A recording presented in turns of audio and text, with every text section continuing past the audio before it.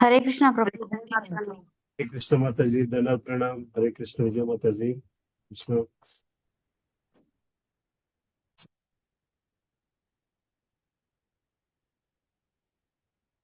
హరే కృష్ణ నాన్న. కృష్ణ అమ్మ. హరే కృష్ణ. రైట్ అమ్మా, 6వ శ్లోకం దగ్గర ఆపాము. అంతేనా? అవునమ్మా. Yes, Prabhu. Yes, Hare ma'am. Krishna. Hare Krishna Mata ji. Hare Krishna, Prabhu. So 7th chapter భక్తి యోగము. భక్తి యోగంలోని భగవంతుడు తాను తన 2 ప్రపంచాల గురించి, 5 రకాల ముక్తుల గురించి ఇదంతా చూసాము. సో 6వ శ్లోకంలో ఏం చెప్పుకొచ్చారు? సృజింపబడిన సర్వజీవులకు ఈ 2 ప్రకృతులే కారణమై ఉన్నవి. ఈ జగత్తునందలి భౌతికమును ఆధ్యాత్మికమును సర్వమునకు మూలమును మరియు ప్రళయమును నేనేనని నిశ్చయంగా తెలుసుకున్నాను. So there are 2 worlds. What is it? Materialistic and spiritual. So ప్రపంచం అంతా కూడా ఈ రెండిటి కాంబినేషన్ లోనే ఉన్నది. స్పిరిచువల్ అనేసరికి soul is also from spiritual element అని చెప్పుకొచ్చాము. ప్రపంచం అంతా అంటే మనకు కనబడుతున్న ప్రతిదీ కూడా ఈ రెండింటితోనే కలుపుకున్నది. ఫర్ ఎగ్జాంపుల్ ఒక పెన్ను తీసుకోండి, కంప్యూటర్ తీసుకోండి, అదంతా మెటీరియల్. కానీ దాని మెటీరియల్ వెనకాతలో ఒక స్పిరిచువల్ ఆస్పెక్ట్, ఒక వ్యక్తి తాలూకా ఆత్మ ఉంది. ఆ ఆత్మతోనే ఆ వ్యక్తి చేశాడు. ఆ వ్యక్తి ఆత్మ ఉంది కాబట్టి పనిచేయగలిగాడు. అది spiritual representation in materialistic object basically. So ఆ విధముగా చూస్తే ఈ జగత్తునందలి ఈ 2 ప్రకృతులే కారణం. 2 ప్రకృతులు ఏంటి? న్యూన ప్రకృతి, ఉన్నత ప్రకృతి. ఇన్ఫీరియర్ ఎనర్జీ, సుపీరియర్ ఎనర్జీ, 2 గురించి మాట్లాడుకున్నాం. భగవంతుడి తాలూకు సుపీరియర్ ఎనర్జీ ఆధ్యాత్మిక శక్తి అయితే, భగవంతుడి తాలూకు ఇన్ఫీరియర్ ఎనర్జీ అంటే ఉన్న శక్తుల్లోని కొంత తక్కువ అంత అవసరం లేని, అంత ఇది లేని, భగవంతుడికి ఇంట్రెస్ట్ లేని శక్తి, దాన్ని ఇన్ఫీరియర్ ఎనర్జీ అని చెప్పుకొచ్చారు. దాంతోనే మన భౌతిక ప్రపంచం తయారయ్యింది. కానీ కృష్ణ పరమాత్మ ఏం చెప్తున్నారు? ఈ 2 జగత్తులకి, భౌతికము ఆధ్యాత్మిక సర్వమునకు మూలమును మరియు ప్రళయమును నేనేనని నిశ్చయముగా తెలుసుకోను. ఈ 2 శక్తులు కేవలం నా నుంచే పనిచేస్తున్నాయ్యా, నేనే రెండిటికి మూలము అనేది నువ్వు గ్రహించాలి అని చెప్పుకొస్తున్నారు. రైట్. సో 7.7వ శ్లోకం నుంచి ఇవాళ డిస్కస్ చేద్దాం. అది ఎట్లాగా అనేది మనకి ఇవాళ ప్రూవ్ చేస్తారు భగవంతుడు. మత్తా పరతరం నాణ్యత్ కించిదస్తి ధనంజయ మయి సర్వమిదం ప్రోతం సూత్రే మణిగణా ఇవ.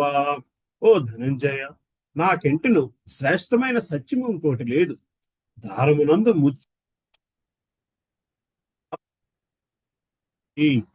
సో భగవంతుని తాలూకా మనము 3 రకాల, విష్ణువు తాలూకు 3 రకాల ప్రకటనలు కూడా మనం చూసాం. భగవంతుడు ఎట్లాగా క్షీరోదక్షాయ విష్ణు, గర్భోదక్షాయ విష్ణు వస్తారు. అలా అంటే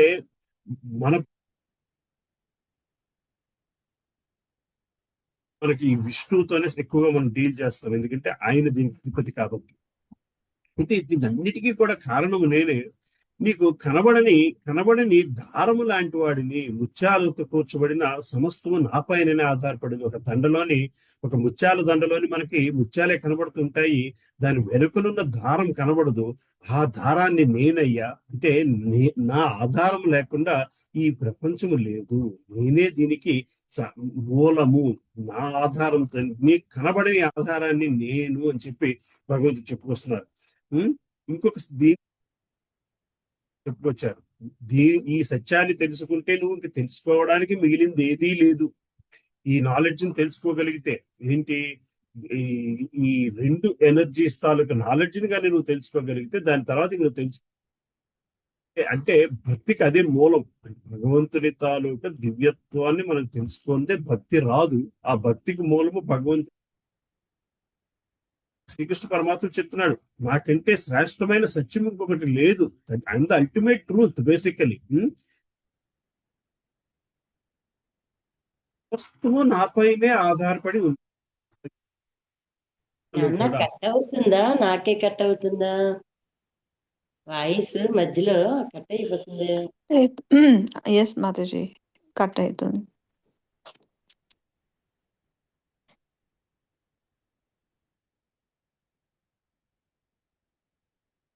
okay, actually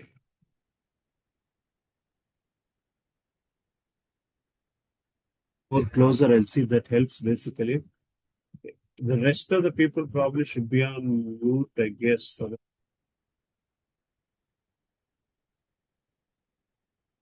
happens, then I'll connect it to cell All phone. of us are on mute, Prabhu, Yeah, and yeah, I I've know, switched off the video. Yeah, all of you are on mute and you're also off on video basically. Yeah. Yeah. If it still bothers, then I'll connect it to cell phone or hotspot. Then we'll see. Okay. So so ఒక దండలోని దారం ఎట్లా ఉంటుందో, ఒక ముత్యాల హారములోని బయటికి కనబడిన దారం ఎట్లా ఉంటుందో, అయితే ఆ దారం మీదే ఆ ముత్యాలన్నీ ఎట్లా ఆధారపడి ఉంటాయో భగవంతుడు చెప్పుకొస్తున్నాడు. నేను ఆ దారాన్ని అంటే నా ప్రమేయం లేకుండా ఈ జగత్తు, నువ్వు చూస్తున్న ఈ భౌతిక ప్రపంచము ఇట్లా నిలబడడానికి కారణము నేనే. రైట్. సో దీని భాష్యం చూద్దాము. భాష్యం చూసి మళ్ళీ వద్దాము. పరతత్వము సాకారము లేదా నిరాకారమును సామాన్య వివాదం కలదు. కానీ భగవద్గీతకు సంబంధించినంత వరకు పరతత్వముగా దేవాది దేవుడైన శ్రీకృష్ణుడే. ఈ విషయమే భగవద్గీత అందులో అడుగడుగునా నిర్ధారింపబడుతుంది. ప్రత్యేకముగా ఈ శ్లోకమునందు పరతత్వము సాకారమని నొక్కి చెప్పబడింది. దేవాది దేవుడే పరతత్వమని బ్రహ్మసింహిత అందు కూడా ధృవీకరించబడినది. ఈశ్వర పరమ కృష్ణ సచ్చితానంద విగ్రహం, ఆది దేవుడును ఆనందనిధి గోవిందుడును సచ్చితానంద విగ్రహుడైన శ్రీకృష్ణుడే పరతత్వమైన దేవాలయం. నిస్సందేహముగా ఈ ప్రమాణములన్నీ కూడా పరతత్వము సర్వకారణకారణైన దివ్య పురుషుడు నిరూపించుతుంది. కానీ నిరాకారవాదులు శ్వేతస్వరూపనిషత్తునందు తెలుపబడిన మంత్రమును ఆధారముగా చేసుకుని తమ నిరాకారవాదము చేయాలి. సో ప్రపంచంలో మనకి 2 రకాల వాదనలు ఉన్నాయి. ఆకారవాదము, సాకారం. సాకారం అంటే ఆకారము, నిరాకారం ఆకారం. కానీ ఇద్దరు కూడా రెండింటిని ఒప్పుకుంటారు. నిరాకారవాదులు ఏమంటారంటే, నిరాకారం నుంచి ఒక రూపం వచ్చింది, అది 2 వివిధ రూపాల కింద వర్షిప్ చేస్తున్నాము, బట్ నిరాకారమే అంత్యము అంటారు. సాకారం అంటే ఆకారంలో ఉన్న ఆకారాన్ని మనం పూజించే వాళ్ళు ఏమని చెప్తున్నారు, భగవంతుని తాలూకా దివ్య తేజస్సు మనకి నిరాకారం కింద కనబడుతుంది, సాకారమే చివరి స్థితి అని చెప్తారు. బాటమ్ లైన్ ఏంటంటే ఇద్దరు 2 ఒప్పుకుంటున్నారు, కానీ ఏది చివరి స్థితి అనే దగ్గర కన్ఫ్యూజన్ బేసిక్. కానీ భగవంతుని సేవ చేయడానికి నిరాకారం కంటే సాకారమే ఉపయోగం. ఎందుకంటే సేవ చేయాలి, భక్తి చూపించాలి అంటే మనకు ఒక రూపం కావాలి. So at basic level we really don't have to worry about what is the end level, but at basic level we'll have to worship God in the form and get out of this place. అంటే కానీ భగవంతుడి రూపం నిరాకారమా సాకారమా అనే ఆలోచనలో మనం time waste చేసుకునే కంటాను నిరాకారాన్ని మనం పూజించి సేవ చేయడం కష్టం. సో సాకార రూపంతో పూజ చేసుకుని సేవ చేసుకుంటూ బయటికి వెళ్ళిపోగలడం ఈజీ, సులభం బేసికల్. కానీ మళ్ళీ భగవంతుడు ఏదో ఒక రూపంలోనే ఉండగలడు, సాకారము లేదా నిరాకారము అని భగవంతుని తాలూకా అంతిమ స్థితిని మనము లిమిట్ మనం నిర్ధారించేస్తే భగవంతుని తాలూకు శక్తిని లిమిట్ చేసిన వాళ్ళమే అవుతాం. సో మధ్వగౌడీయ సాంప్రదాయం ఏం చెప్తుందయ్యా అంటే అచింత్యాచింత భేదత్వం గురించి మాట్లాడింది. అంటే భగవంతుడు ఏకకాలంలో నిరాకారుడైన అచింత్యాచింత అభేదత్వము అంటే మనం లాస్ట్ లో పదం వాడతారు. కానీ అంటే భగవంతుడు ఎలా కావాలంటే అలా ఉండగలడు. దానిని మనము అల్టిమేట్ గా తీసుకోగలిగితే life will be lot more easy. ఎందుకంటే మన ఫోకస్ భగవంతుని చివరి స్థితి ఏమిటి అన్నది కాదు కావాల్సింది, భగవంతుని స్థితి ఏమిటి, ఆయన ఔన్నత్యం ఏమిటి, ఆయనకి నేను ఎట్లా సరెండర్ అవ్వాలి అన్నదే మనకు కావాల్సింది. సో శ్వేతస్వరూపనిషత్తులోంచి ఒక స్టేట్మెంట్ చెప్పుకొస్తున్నారు శ్రీల ప్రభుపాదులు గారు. ప్రథమ జీవి అయిన బ్రహ్మదేవుడు ఈ భౌతిక జగత్తునందు దేవతలు, మానవులు, జంతువుల కంటే అత్యున్నతుడిగా భావింపబడుచున్నాడు.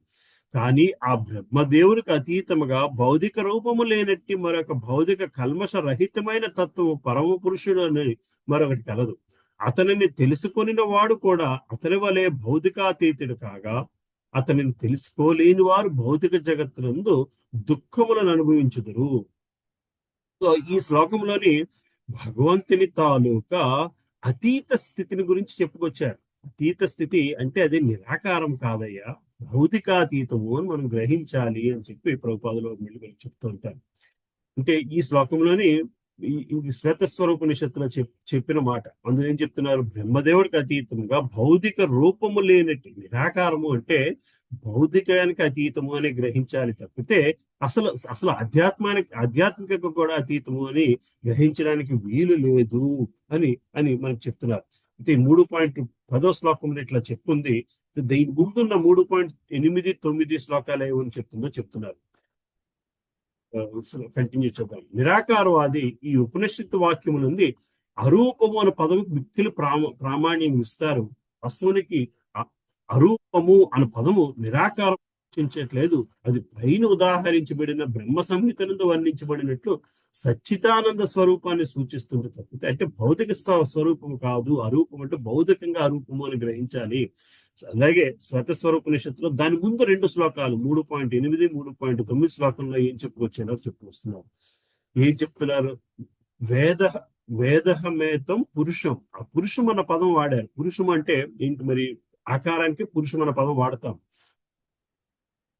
భావనన్నింటికి అతీతుడైన దేవాది దేవుడిని నేను ఎరుగుదును. అతనిని ఎరిగిన వాడే జనన మరణ బంధముల నుంచి కూర్చున్న ఈ జ్ఞానము కంటే విముక్తికి మరొక మార్గము లేదు. పరమ పురుషుడు దివ్యుడొకటి చేట అతని కంటే శ్రేష్టమైన సత్యము మరొకటి లేదు. అతడే అణువు కంటెను మరియు మహత్త కంటెను మహత్తరుడు. అతడు మౌనముతో వలె నిలిచి ఆధ్యాత్మిక జగత్తునంతటి ప్రకాశింపచేయు. వృక్షము తన వేళ్లను చేయనట్లు అతడు తన విస్తారమైన శక్తులను వ్యాపించి చేయును. మహావృక్షాన్ని తీసుకుంటే అది ఒక చోట ఉంటుంది, కానీ దాని ఇన్ఫ్లుయెన్స్ చుట్టూరు అది వ్యాపించుకుంటూ వెళ్ళిపోతూ ఉంటుంది. అది ఎక్కడో ఒక చోట ఉంటే అది వ్యాపించుకుంటూ దాని తాలూకు ఉనికిని ప్రకటించుకుంటూ పోతుంది. అట్లాగనే భగవంతుడు కూడా ఒక చోట ఉండి తన మహత్తర శక్తితోని జగత్తంతా కూడా వ్యాపించి ఉన్నాడయ్యా. అన్న పదము పరమ పురుషుడు అన్న పదం వాడితే అది నిరాకారానికి వాడే పదము కాదు. ఆ ముందు శ్లోకాలు మనం చూసి భగవంతుడిని ఆ సాకారతత్వాన్ని గ్రహించగలగాలి. నిరాకారము అని చెప్పుకొస్తున్నారు. ఈ శ్లోకమును బట్టి పరతత్వం అనగా భౌతికము మరియు ఆధ్యాత్మికములో అన్నిటి వివిధ శక్తులచే సర్వవ్యాపి అయి ఉండు దేవాది దేవుడే అని ఎవరైనా నిర్ణయించుకొనవచ్చును. సో మళ్ళీ ఈ శ్లోకాన్ని పట్టుకుని మనకి శ్రీల ప్రభుపాదులు చెప్తున్నారు. భగవంతుడు తను స్వయంగా చెప్పుకొచ్చారు, నేనే ఒక దండలో ఉండే దారము లాంటి వ్యక్తిని అని, ఈ బ్రహ్మాండం నిలబడడానికి కారణుని అని చెప్పుకొస్తున్నారు. సో మనము అది గ్రహించాలి తప్పితే వేరొక దాంతో మనము ఈ వరి అవ్వాల్సిన అవసరం లేదు. ఈ భౌతిక ఆధ్యాత్మిక ప్రపంచాలకి నిలబెట్టగలిగే వ్యక్తిని మనం దేవాది దేవుడు అని చెప్పుకొస్తున్నాము. ఆ వ్యక్తి నేనే అని చెప్పి శ్రీకృష్ణ పరమాత్ముడు భగవద్గీతలో పలుసార్లు డిక్లేర్ చేసుకుంటూ వచ్చారు. అందుకు మనము ఆ శ్రీకృష్ణ పరమాత్ముడిని అంతిమ లక్ష్యం కింద చూసుకుంటూ వస్తాము. సో భగవంతుడిని మనకి శ్రీ ప్రభుపాదుల వారు కూడా చెప్పుకొచ్చారు. మనం ఈ ఒక నిరాకార తత్వంలోని కొలుచుకుంటూ, లేదా ఒక ఆకార తత్వంలో కొలుచుకుంటూ, లేదా ఒక ముద్దు పేరుతో కొలుచుకుంటూ, ఇలా రకరకాల విధాలుగా కొలుచుకుంటూ ఉంటారు. It's like this. when you have somebody like President of America, so you're writing a letter to President of America or Prime Minister of India, right? You'll write like letter lo rastaru to the Prime Minister. It doesn't matter who the Prime Minister, or if you know him little more, to the Narendra Modi or to Donald Trump. So now you have given a form to that post. You have given, so that is like Nirakaram anesarka there is nothing, but Akaraniki vachesarka you're actually establishing a relationship, right? So if you know him very well, maybe you can even write address him with his nickname. So భగవంతుడికి రూపం లేదు అని worship చేసుకునే కంటే ఆయనకి నేనే ఆ రూపాన్ని అని శ్రీకృష్ణ పరమాత్ముడు చెప్తున్నాడు. సో అతనికి రూపం ఉంది కాబట్టి శ్రీకృష్ణ పరమాత్ముడు రూపంలో మనం వర్షిప్ చేయొచ్చు. అతనితో మనం ఇంకొంచెం బంధం ఏర్పరచుకుంటే గోవిందుడని, ఇంకొకటని అవన్నీ కూడా ఆయనకున్న నిక్ నేమ్స్. ఆ నిక్ నేమ్ తో వర్షిప్ చేసుకునే స్థితికి వెళ్ళొచ్చు బేసికల్ గా, రైట్? సో అట్లా భగవంతుని మనం అర్థం చేసుకోవాలి తప్పితే ఆ సో చాలా మంది చూస్తుంటారు నిరాకారత్వంలో ఆ వర్షిప్ అర్థం చేసుకున్న వాళ్ళు ఆ జ్ఞానము దగ్గర ఆగిపోతారు, కానీ ఆ భక్తి భావన ప్రకటన చేసుకోవడానికి కూడా అవకాశం లేని స్థితిలో ఉండిపోతారు. ఎందుకంటే భక్తి ఎవరితోనే రిలేషన్షిప్ మెయింటైన్ చేయాలి. ఇంకొంచెం భగవంతుడు తెలుసుకోవడానికి టైం స్పెండ్ చేస్తుంటారు తప్పితే ఆ భగవంతుడితో బంధం ఏర్పరచుకోవాలంటే మనకు ఒక ఆకారం కావాలి. ఒకసారి బంధం ఏర్పరచుకున్న తర్వాత మనకి అతనికి ఎన్నో పేర్లు ఉన్నాయి. అవన్నీ ఆయనకున్న ముద్దు పేర్లు, నిక్ నేమ్స్ అనుకోండి. ఏదో ఒక పేరుతోని, ఏదో ఒక రిలేషన్ తోని మనం ఐడెంటిఫై చేసుకుని ఆయనతో బంధం ఏర్పరచుకోవడానికి ఉపయోగపడగలగాలి.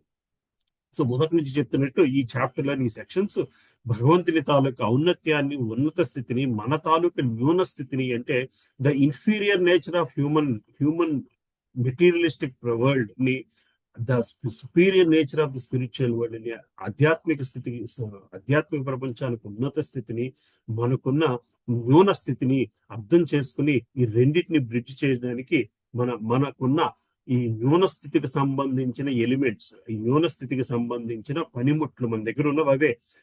ఈ 23 అంశాలతో చేసిన ఈ శరీరం మాత్రమే మన దగ్గర ఉంది.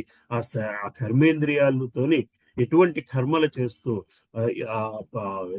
సూక్ష్మ శరీరంతో ఎటువంటి ఆలోచన చేస్తూ మనము ఆ ఆధ్యాత్మిక స్థితిని చూడగలుగుతామో, చూడడానికి భగవద్గీతను ఉపయోగపరుచుకునేలాగా మనల్ని మనము మలుచుకోవాలి, రైట్?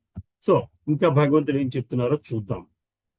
7.8వ శ్లోకం ఎవరు చదువుతారమ్మా? చదువుతానమ్మా. హరే కృష్ణ. రసోహమప్సు కౌంతేయ ప్రభాస్మి శశి సూర్యయో ప్రణవః సర్వవేదేషు శబ్దః కే పౌరుషం ఋషు. కౌంతేయ, నీటి యందు రుచిని, సూర్యచంద్రుల యందు కాంతిని, వేదమంత్రములందు ఓంకారమును, ఆకాశమునందు శబ్దమును, నరుని యందు సామర్థ్యమును నేనే అయి ఉన్నాను. హరే కృష్ణ. ఇక్కడ భగవంతుడు 5 రకాల విషయాల గురించి చెప్పుకొస్తున్నారు. నీటి యందు రుచిని, సూర్యచంద్రుల యందు కాంతిని, వేద మంత్రములందు ఓంకారముని, ఆకాశమునందు శబ్దము, నరుని యందు సామర్థ్యమును నేనే అయి ఉన్నాను. ఈ నీటికి రుచి ఉంటుందా అండి? Does water have taste? ఉంటుందమ్మా, ఉంటుంది. నీటికి రుచి ఉంటుంది. ఉంటుందండి. ఉంటుంది ప్రభు, ఉంటుంది ప్రభుజీ. సముద్రం నీళ్ళు ఉప్పగా ఉంటాయి, మామూలు మనం తాగే నీళ్లు తీయగా ఉంటాయి అనుకుంటాం. కరెక్టే, బట్ అది ఉప్పగా అనేది అందులో ఉన్న ఉప్పు వలన, ఇందులో ఉప్పు లేకపోవడం వలన అసలు రుచి ఎక్కడి నుంచి వస్తుంది? దేవుడు వల్ల వస్తుంది. నీటి నుంచి రావట్లేదు కదా రుచి. దేవుడి పవర్ వల్ల వస్తుంది. చైతన్యం వల్ల, ఆయన చైతన్యం వల్ల వస్తుంది. నీటిలో అర్థమవుతుంది కదా మరి. నిజం చెప్పాలంటే pure water has no taste. That's what science says, right? Pure water. But natural water అనుకుంటే కొన్ని ఇండియాలో దొరికే న్యాచురల్ వాటర్ ఒక టేస్ట్ ఉంటుంది, అమెరికాలో దొరికే న్యాచురల్ వాటర్ ఒక టేస్ట్ ఉంటుంది. సో నీటికి ఒక ఒక ఒక లక్షణం ఇవ్వగలిగేది రుచి, రైట్? నీరు లేకపోతే రుచిని చూడగలమా?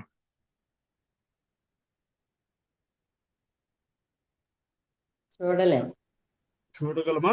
ఏమా నీరు అమ్మా, క్వశ్చన్ అర్థం కాలేదు. నీరు లేకుండా రుచి తెలుస్తుందా? నీరు లేకుండా ఏ రుచి తెలుస్తుంది అని అడుగుతున్నారు మీరు. అసలు రుచి అన్నది దేనిదైనా రుచి తెలియాలంటే నీరు అవసరం. నాగప్రభు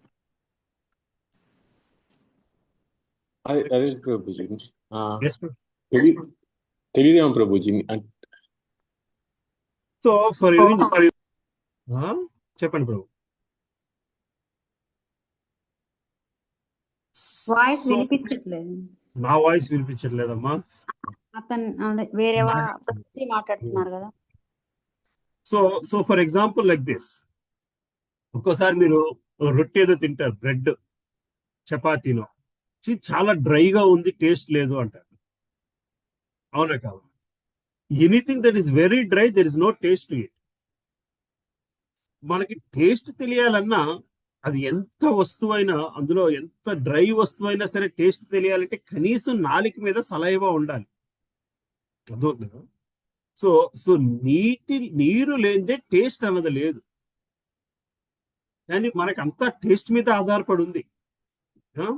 ఆ టేస్ట్ని నేను అని చెప్తున్నారు. నీటి ఎందు టేస్ట్ అంటే నీటి ఎందు రుచిని నేను అంటే నీరు వేరు, రుచి వేరు. మనకి పంచభూతాల గురించి మాట్లాడుకునేటప్పుడు ఒక దాంట్లోంచి ఒకటి ఎలా వచ్చిందో చెప్పుకొస్తాం. ఏంటి? ఈతర అంటే ఆకాశం, శూన్యం, ఆకాశము నుంచి వేడి అగ్ని నుంచి ఆకాశం నుంచి వాయువు నుంచి అగ్ని నుంచి జలము నుంచి భూమి. 5 అంశాలు అట్లా వస్తాయి. మన భాగవతంలో కూడా చదువుతాం. సో మన రుచి స్థితులు కూడా ఈ 5 నుంచే వస్తాయి. శబ్దానికి మూలము ఆకాశం అయితే దేనికి మూలము వాయువు, మూలము వాయువు అవుతుంది. చూపు కంటికి మూలము సూర్యుడు అవుతాడు, వెలుగు. కంటికి మూలం వెలుగు. అట్లాగనే రుచికి మూలము నీళ్లు, గంధానికి మూలము భూమి. స్మెల్ అనేది భూమి నుంచి వస్తుంది. సో ఫర్ ఎగ్జాంపుల్, కొత్తగా వర్షం పడినప్పుడు మట్టి వాసన వస్తుంది అంటాం, చూసారా? భూమి వాసనకి మూలము భూమి. ఒక విత్తనానికి వాసన ఉండదు. అది భూమిలో నాటినప్పుడు అది మొక్క అయ్యి ఒక పువ్వు అయినప్పుడు దానికి వాసన వస్తుంది. అట్లాగా వాసనకి మూలము భూమి అయితే రుచికి మూలము నీరు. అంటే నీరు లేకపోతే రుచి అన్నది తెలియదు మనకి. అదవుతుంది కదమ్మా. ఆ రుచిని నేను అంటే నీటిలో ఉండే రుచి అని కాదు, నీటి వలన వచ్చే రుచిని నేను అని మనం అర్థం చేసుకోగలగాలి. అదవుతుంది కదమ్మా. భగవంతుని తాలూకా ఉనికి ఎట్లాగుంటుందంటే భగవంతుడు నేను నీటి యందు రుచిని అంటే మనకి ఒక టేస్టీ థింగ్ ఏదైనా మనకి అనిపిస్తే దాంట్లో కృష్ణుని చూడగలగాలి. ఈ అన్నానికి ఒక రుచి ఉంది, ఈ పెరుగుకు ఒక రుచి ఉంది, ఈ స్వీట్కి ఒక రుచి ఉంది, ఈ బెల్లానికి ఒక రుచి ఉంది. ఆ రుచి చూసి అనుభవించినప్పుడు అరే కృష్ణ ఎంత అద్భుతంగా ఉంది నీ సృష్టి అని మనం గ్రహించగలగాలి.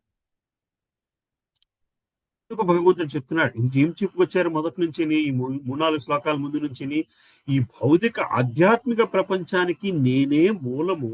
ఈ ప్రపంచం అంతా కూడా ఒక పూసల దండలో గుచ్చి ఉన్నట్టు లాంటిది. ఆ దండ నిలబడడానికి కారణం కనబడకపోయినా నేనే అని చెప్పుకొచ్చి, నీకు ఒక వస్తువు రుచించాలి అంటే ఆ రుచిని నేనే. The element of taste, not the taste of water. అర్థమవుతుంది కదమ్మా. The element of taste is me.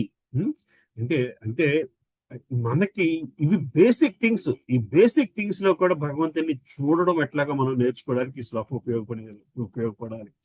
సూర్య చంద్రుల యందు కాంతిని నేనే.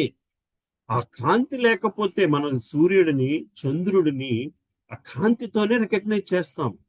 మన అది కంటి చూపు దానితో ఆ కాంతిని రిఫ్లెక్ట్ చేయగలిగేది, డిఫరెన్షియేట్ చేయగలిగేదే కంటి చూపు అనేది ఒక ఇంద్రియం అయితే, ఆ ఇంద్రియానికి మూలము సూర్య చంద్రులు. ఆ వాటి యందు అంటే నీ ఇంద్రియ శక్తికి మూలము నేనే. నువ్వు గ్రహించగలిగే విషయం ఏదైనా ఉంది అంటే అది నేనే. అది కేవలము నా శక్తితోనే, నా ఎనర్జీతోనే వస్తుంది తప్ప నీ స్వయం శక్తి కాదయ్యా. ఈ చూపు అన్నది, ఈ రుచి అన్నది భౌతిక ప్రపంచానికి సంబంధించిన విషయాలు. ఈ న్యూన ప్రపంచానికి సంబంధించిన విషయాలు భగవంతుని పనికిరాని శక్తికి సంబంధించిన విషయాలు కాదు, అతి అల్పమైన శక్తికి సంబంధించిన విషయాలు. దాన్ని మనం చూసుకుని మనం గొప్పగా ఫీల్ అవుతుంటాము. కానీ అందులో కూడా భగవంతుడిని చూడగలడం నేర్చుకోవాలి. వేద మంత్రములందు ఓంకారమును నేనే. అంటే ఈ ఓం అన్నది అన్నిటికీ మూలము అని చెప్పి మనము వేదాలు చెప్తున్నాయి. అంటే ఇందాక మళ్ళీ చెప్పినట్టు నిరాకారత్వానికి ఓంకారంతోనే వాళ్ళు భగవంతుడిని కొలుస్తూ ఉంటారు.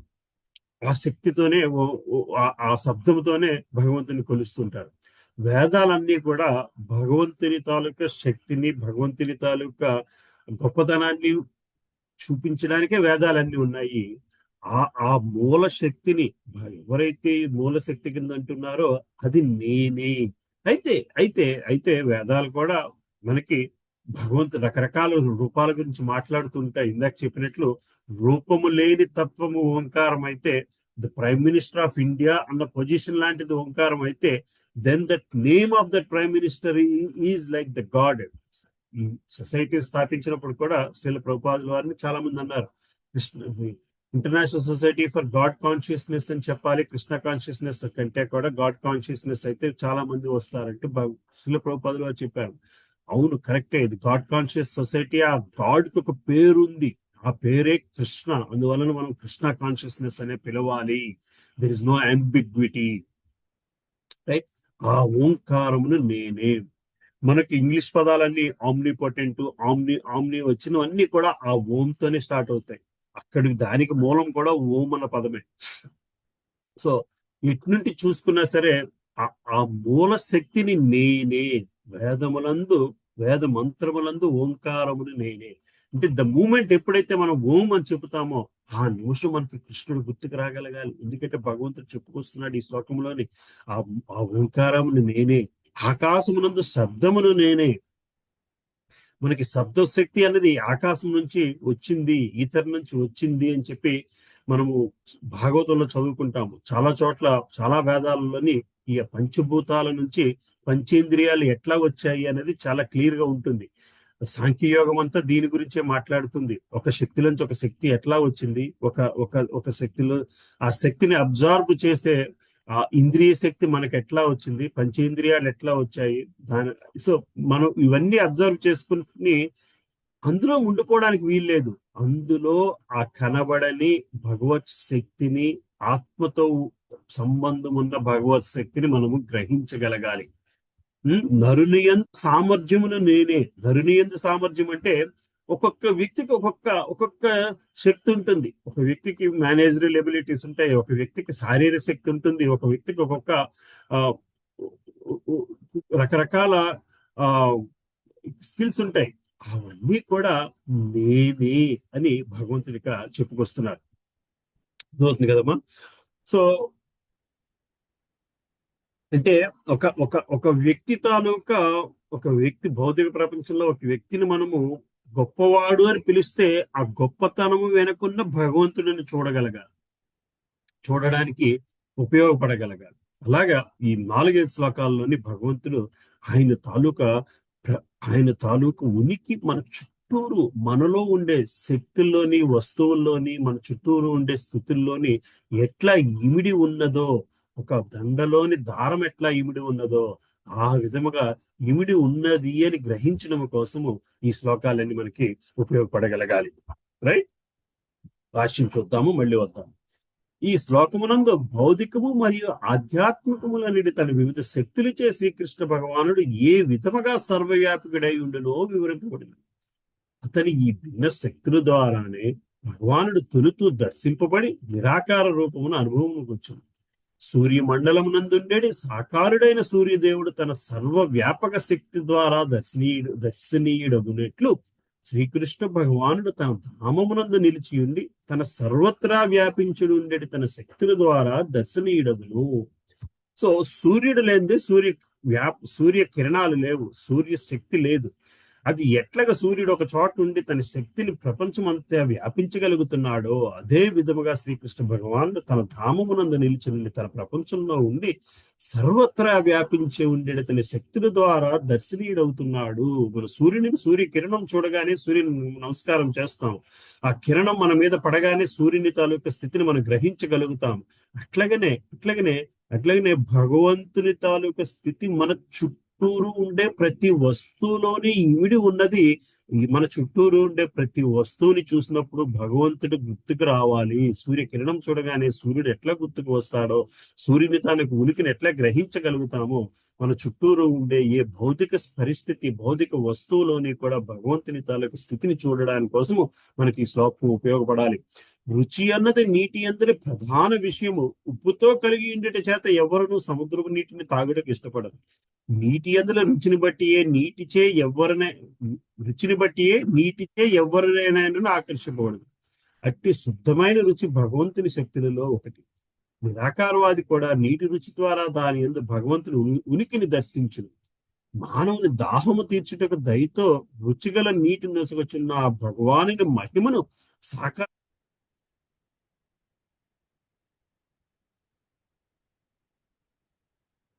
సాకార మరియు నిరాకారవాదములకి ఎట్టి విరోధము లేదు.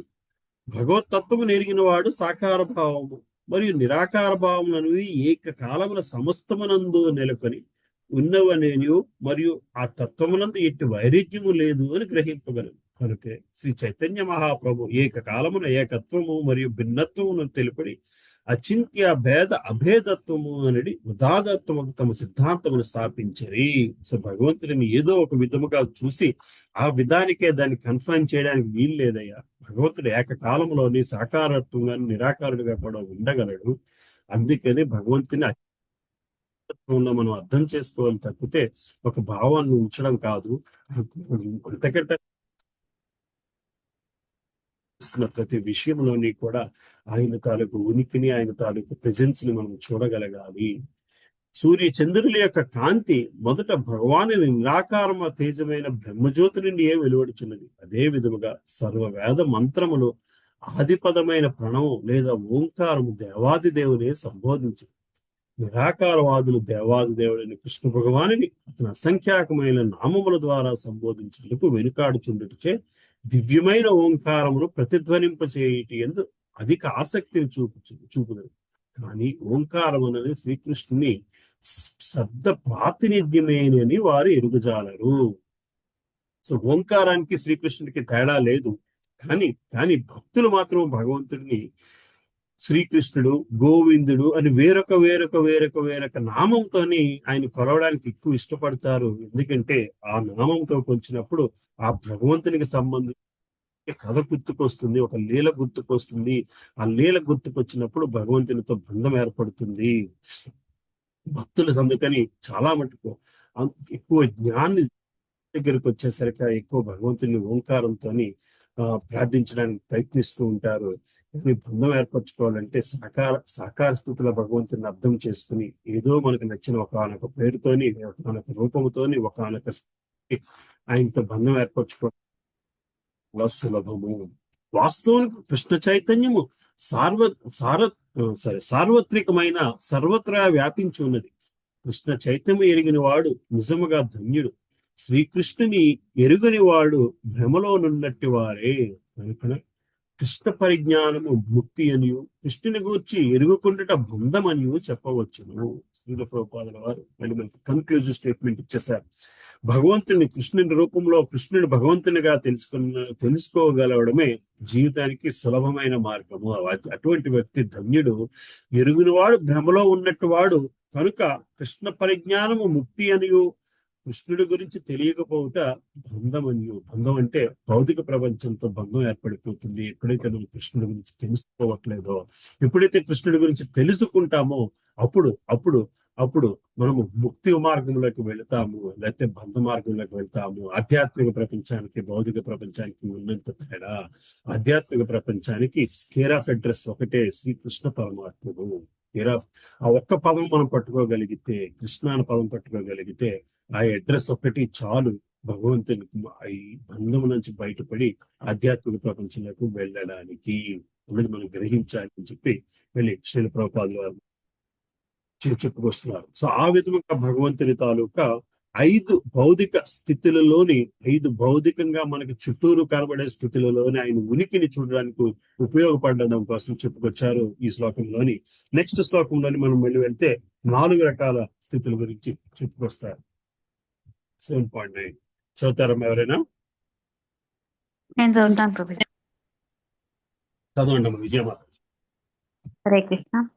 పుణ్యో గంధః పృథివ్యాం చ తేజశ్చాస్మి విభావసౌ జీవనం సర్వభూతేషు తపశ్చాస్మి తపస్విషు. అనువాదము. నేను భూమి యొక్క ఆద్యమైన సుగంధమును, అగ్ని యందు ఉష్ణమును, జీవుల యందుల ప్రాణమును, తపస్సుల యందు తపస్సును అయి ఉన్నాను. హరే కృష్ణ. భూమి యొక్క ఆద్యమైన సుగంధము, మనం ఇందాక ఎక్స్ప్లెయిన్ చేసినట్టు మనకి సుగంధం అన్నది భూమిలోంచే వస్తుంది. మనకి ద ఎబిలిటీ టు స్మెల్, వాసన చూడగలిగే లక్షణము కూడా మన శరీరము పంచభూతాలతో నిండి ఉంది అని చెప్పుకొస్తాము. ఆ పంచభూతాలతో నిండి ఉన్న శరీరము భూమి తాలూకు తత్వముతోనే మనకి వాసన చూడడం అన్నది జరుగుతుంది. సో మనం చూస్తూ ఉంటాం చిన్నపిల్లలకి సరైన కంటి చూపు ప్రాబ్లం అంటే సూర్యదేవుని ప్రార్థించండి అని చెప్పుకొస్తారు. అవునా కదా? ఇది విన్న మాటేనా? అరసవిల్లిలోని అక్కడ కూడా దేవుడికి తీసుకువెళ్తుంటారు. కొంచెం కంటి చూపు బాగాలేదు అనుకున్న పిల్లలందరినీ కూడా భగవంతుడి దగ్గర తీసుకువెళ్తుంటారు. ఆ దేవుడు ప్రార్థించండి, ఆ ఎండలో కూడా దేవతలు కూర్చోబెట్టమంటారు కొంచెం ఎందులో కూడా. సూర్యకిరణాలు. అవునమ్మా, ఓకే ఆ, ఓకే. ఎందుకంటే ఆ ఆ చూపులోంచి వచ్చింది. ఐ మీన్ కనబడడం కనబడకపోవడం అన్నది వెలుతురికి డైరెక్ట్లీ రిలేటెడ్. చాలా ఈజీగా మనం కనెక్ట్ చేసుకోగలుగుతాం. అవునా కాదా? కనబడడం కనబడకపోవడం అనేది. అట్లా వెలుతురు శక్తిలోంచి, సూర్యశక్తిలోంచి వెలుతురు, వేడి రెండు మళ్ళీ సినానిమస్ గా వెళ్తాయి. వెలుతు దగ్గర నుంచి వేడి వస్తుంది. ఆ వేడి శక్తిలోంచి, ఉష్ణ శక్తిలోంచి మనకి చూపుడు శక్తి అనేది నిలబడి ఉంది. ఆ శక్తిని నేనే, అగ్ని యందున్న ఉష్ణమును, జీవుల యందున్నది ప్రాణమును నేనే. జీవుల్లో ఉండే జీవతత్వానికి అంటే ఇక్కడ దాకా భూతాలు పంచభూత స్థితులు చెప్పుకుంటూ వచ్చారు. నీరు, గాలి, సూర్యుడు, శబ్దము, ఇవన్నీ చెప్పుకుంటూ వచ్చి జీవుల యందు ప్రాణమును నేనే. ఈ 5 శక్తులు, ఈ పంచభూతాలు, పంచేంద్రియాలు, వీటన్నిటిని చెప్పుకుంటూ వచ్చి వీటన్నిటిని నిలబెట్టే జీవశక్తిని నేనే. ఇక్కడ మళ్ళీ తపస్సుల యందు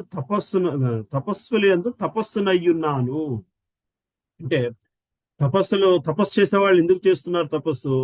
భగవంతుని గ్రహించడం కోసం, భగవంతుని ముక్తి పొందడం కోసం తపస్సులు చేస్తారు. ఆ తపస్సుని కూడా నేనే, ఆ శక్తిని కూడా నేనే.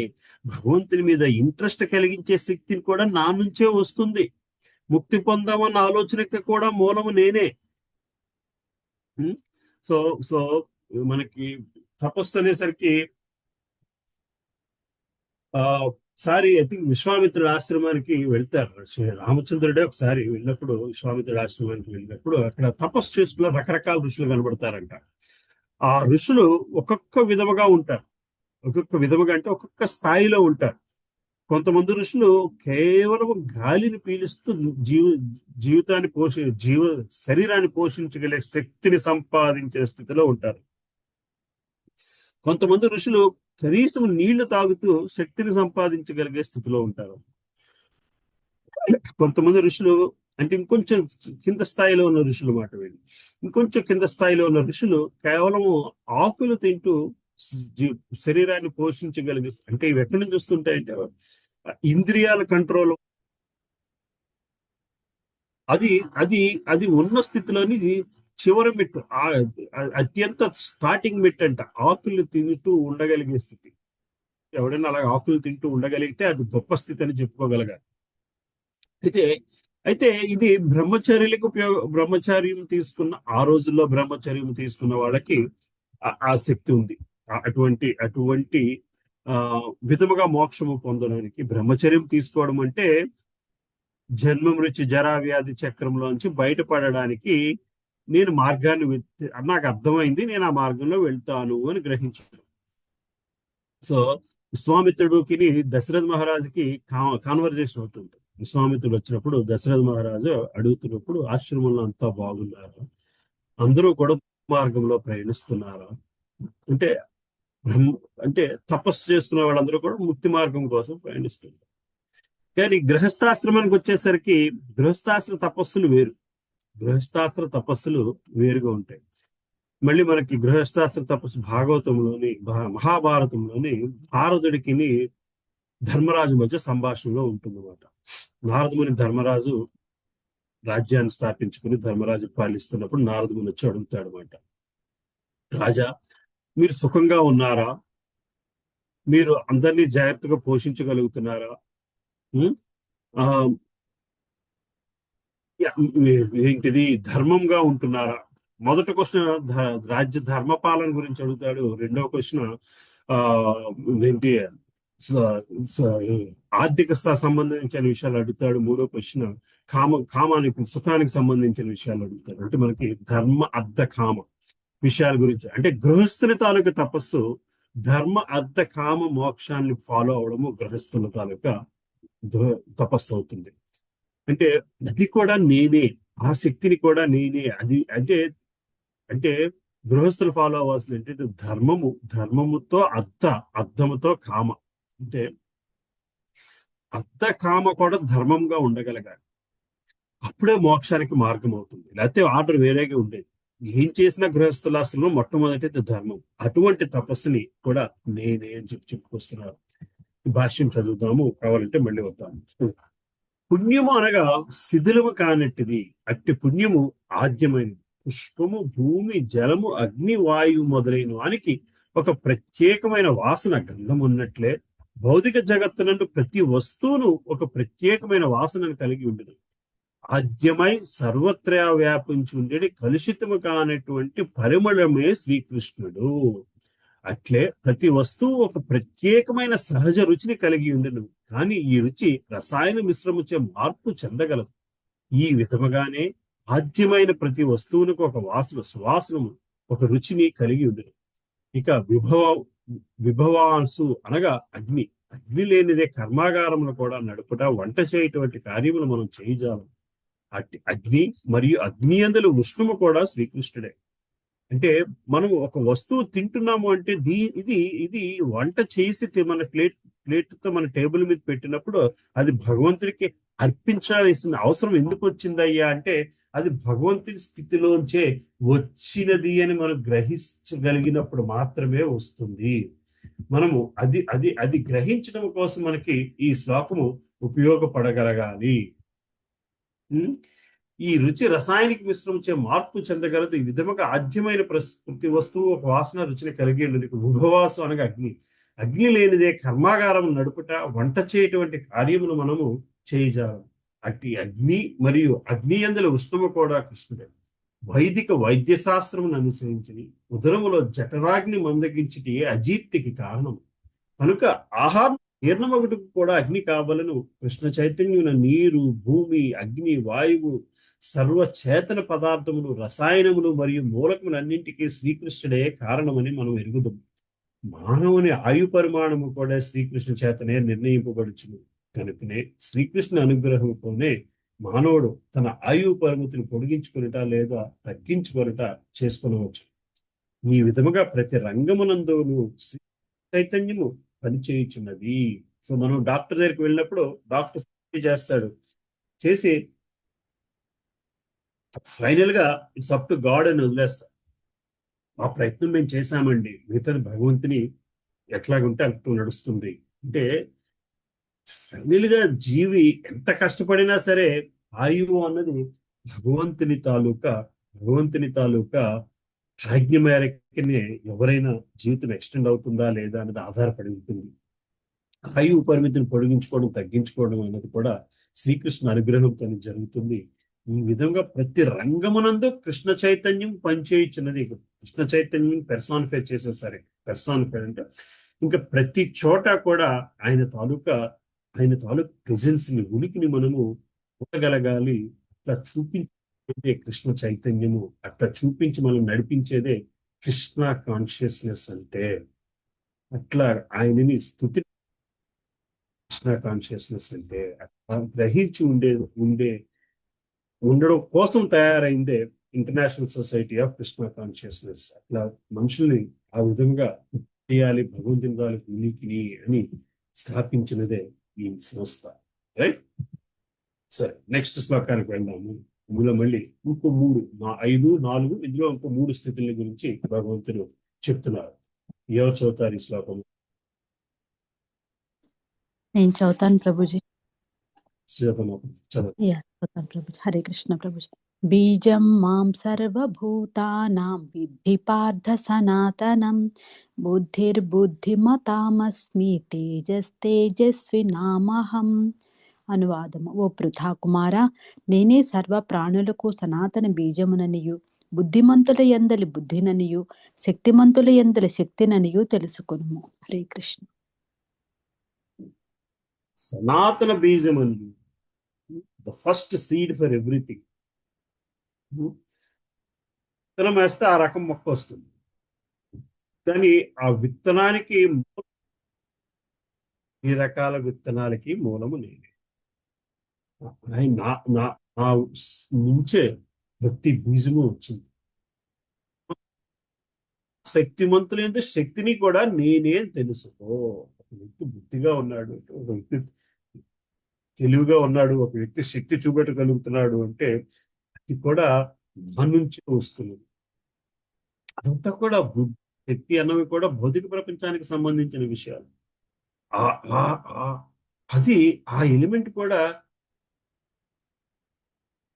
నా బుద్ధి, నా శక్తి, నా ఆలోచన, నా ఇదేంటి ప్రార్థన ఫలితము అదంతా కూడా భగవంతుని వలనే వస్తున్నది.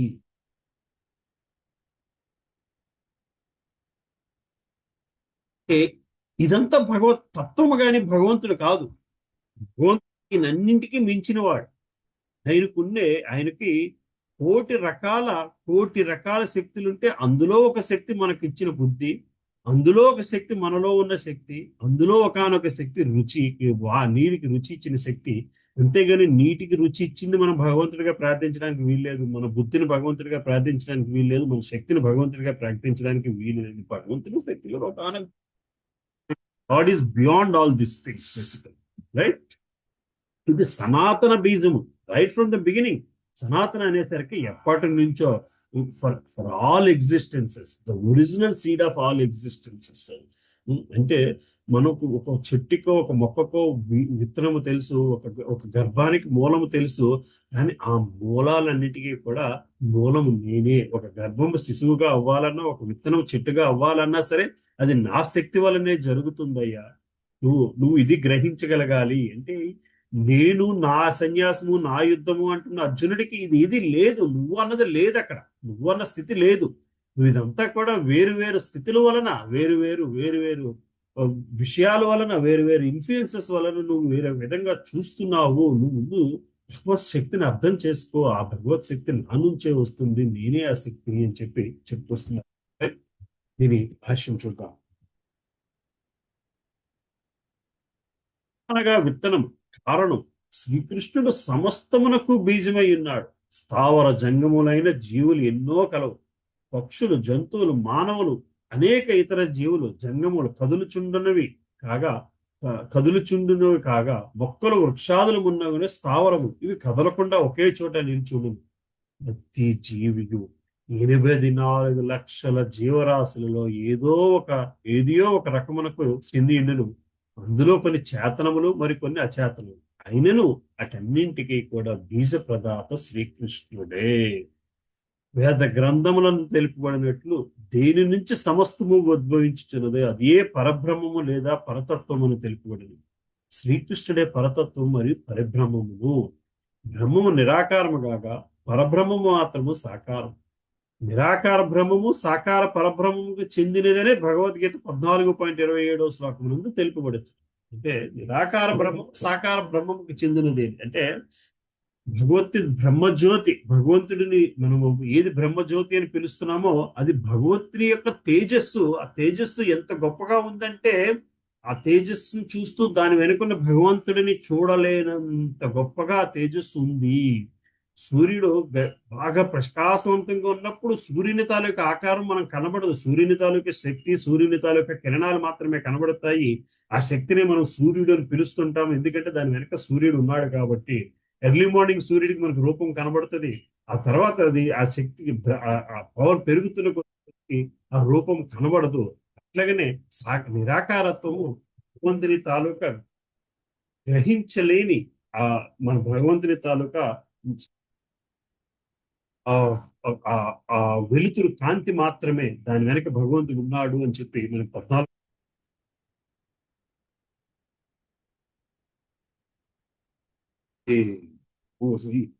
ఉపనిషత్తుల్లోని 18వ శ్లోకంలో ఈశోపనిషత్తు 18వ శ్లోకంలోని వస్తుంది మాట. భక్తుడు ప్రార్థన చేస్తూ ఉంటాడు, నీ దివ్య కాంతిని తగ్గించి నీ రూపాన్ని నేను చూడలేకపోతున్నాను. అట్లాగా దాని గురించి చెప్పుకొస్తున్నారు. అయితే మనం దానిని బ్రహ్మం, పరబ్రహ్మమా, నిరాకారమా, సాకారమా అన్నది మనం పక్కకి, మనం భగవంతుని సాకార రూపంలోని ఆయన మనల్ని పొందగలం కాబట్టి భక్తులు సాకార రూపానికే ప్రాముఖ్యత ఇస్తారు. నిరాకార బ్రహ్మము, సాకార పరబ్రహ్మముకు చెందినది భగవద్గీత మీద తెలియకూడదు. శ్రీకృష్ణుడే సమస్తమునకు కారణము మరియు మూలమై ఉన్నాడు. అంతటినీ పోషించినట్లుగా సర్వమునకు సతతము తన మూల కారణము ఒకటిచే శ్రీకృష్ణుడు భౌతిక జగత్తునందు సమస్తమును పోషించుచున్నాడు. మొక్క మూలానికి మనం నీళ్లు పోస్తే మొక్కంతా నీళ్లు ఎలా దాని తాలూకా దీనికి మూల కారణము, ఈ ప్రపంచానికి మూల కారణము శ్రీకృష్ణుడు. ఆయనని మనను పొందితే ప్రపంచం మొత్తాన్ని మనము పూజించిన వాళ్ళమే అవుతాము. ఇదే విషయము కఠోపనిషత్తులో కూడా ఇట్లా చెప్పబడ్డది అని చెప్పుకొస్తున్నారు. అతడు నిత్యులైన వారిలో పరమ శాశ్వతుడు, సర్వ ప్రాణములతో సర్వోత్తమ ప్రాణి, సమస్త జీవులను అతడే పోషించుచున్నాడు. వాస్తవులకు బుద్ధిని ఉపయోగించుకోకుండా ఎవ్వరు ఏ కార్యము చేయలేరు. అటు బుద్ధికి తానే కారణమని శ్రీకృష్ణుడు చెప్తున్నాడు. మానవుడు బుద్ధిమంతుడు కానిదే దేవా తీసుకొనజాలదు. మనిషి బుద్ధిమంతుడు కాకపోతే ఆ బుద్ధి భగవంతుని అర్థం చేసుకునే బుద్ధి కూడా మనవునికి భగవంతుడి నుంచే రావాలి. ఆ శక్తి కూడా అయినదే. ఆయన పర్మిషన్ లేనిదే మనకి ఆ బుద్ధి కూడా రాదు. మరి ఆ పర్మిషన్ కావాలంటే ఏం చేయాలి అంటే మనం ముందు అప్లికేషన్ పెట్టుకోగలగాలి. భగవంతుని దగ్గరికి ఒక మెట్టు వేయాలి. ఒక మెట్టు వేస్తే ఆ బుద్ధి వచ్చేలాగా. మొదటి మెట్టు మాత్రము బుద్ధికి సంబంధించలేదేమో, మనకున్న స్వేచ్ఛకు సంబంధించినదే, మనకున్న ఇండిపెండెన్స్ కి సంబంధించినదే. సో కానీ ఆ బుద్ధిని కూడా నేనే అని చెప్పుకొస్తున్నారు. ఆ స్వేచ్ఛ మాత్రం ఆయన కాదు. స్వేచ్ఛ ఆయన కాదు అంటే ఆయనకున్న స్వేచ్ఛతత్వంలోంచి మనకు వచ్చిన ఒక చిన్న అంశ స్వేచ్ఛతత్వము, అది మనకి ఎప్పుడు కూడా మన పర్సనాలిటీని, మన స్థితిని, మన ఇష్టాన్ని సూచిస్తూ ఆ స్వేచ్ఛ ఉంటుంది. ఎందుకంటే ఇష్టానుసారము తను ఈ బ్రహ్మాండాన్ని నడుపుతూ ఉంటాడు.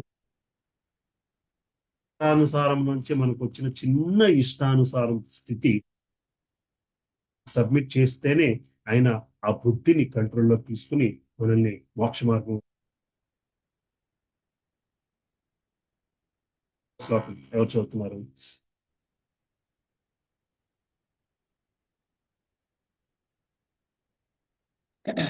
చదువుతారు ఎవరన్నా? గురుజీ హరే కృష్ణ చదువుతారా? చదవండి ప్రభుజీ. ఎవరు చదువుతున్నారు? హరే కృష్ణ ప్రభుజీ. బలవతాం చాహం కామరాగ వివర్జితం ధర్మావిరుద్ధో భూతేషు కామోస్మి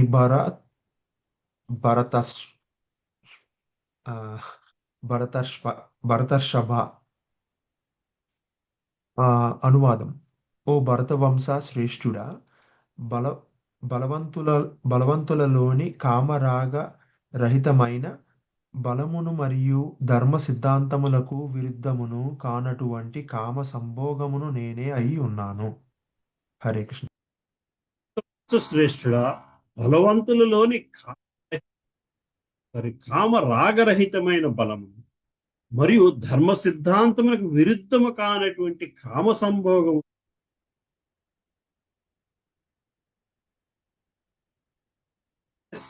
స్ట్రెంగ్త్, బలం అంటే the positivities of life basically is all coming from me only. So ధర్మ సిద్ధాంతం అనేటువంటి కామమును కూడా, కామ సంభోగమును కూడా నేనే అయ్యింది. ఎక్కడ కూడా spirituality is not against what you call it కామం, but it has to be dharma artha కామ. ఇందాక చెప్పినట్లు కామము కూడా ధర్మమై ఉండాలి. ధర్మమైన కామము మాత్రమే మన స్పిరిచువాలిటీ యాక్సెప్ట్ చేస్తుంది, ఫిలాసఫీ యాక్సెప్ట్ చేస్తుంది. భగవంతుడు కూడా అది మాత్రమే యాక్సెప్ట్ చేస్తాడు. మనం నిన్న మొన్న భాగవతంలోని చదువుకున్న ఏంటది ద్వారకా రాణుల గురించి, కేవలము సంతానము గురించి మాత్రమే శ్రీకృష్ణ పరమాత్ముడు రాణులతో ఉన్నారు. కానీ రాణులకి చేశాడంటే కేవలం ప్రతి రాణి కూడా భగవంతుడు భార్యా విధేయుడనే అనుకున్నారు అని చెప్పి రాసుకొచ్చారు. సో సో సో సో విరుద్ధము కానంటే అంటే అయ్యా సృష్టి అన్నది నడుస్తుందయ్యా, నా వలనే సంభోగం అన్నది జరుగుతుందయ్యా, నా వలనే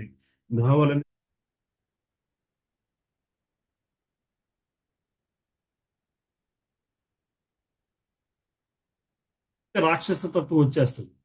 దీంట్లోని ధర్మము కాని కామంలోని రాక్షసత్వం ఉంది. వాయిస్ బ్రేక్ అవుతుంది ప్రభుజీ మధ్య మధ్యలో.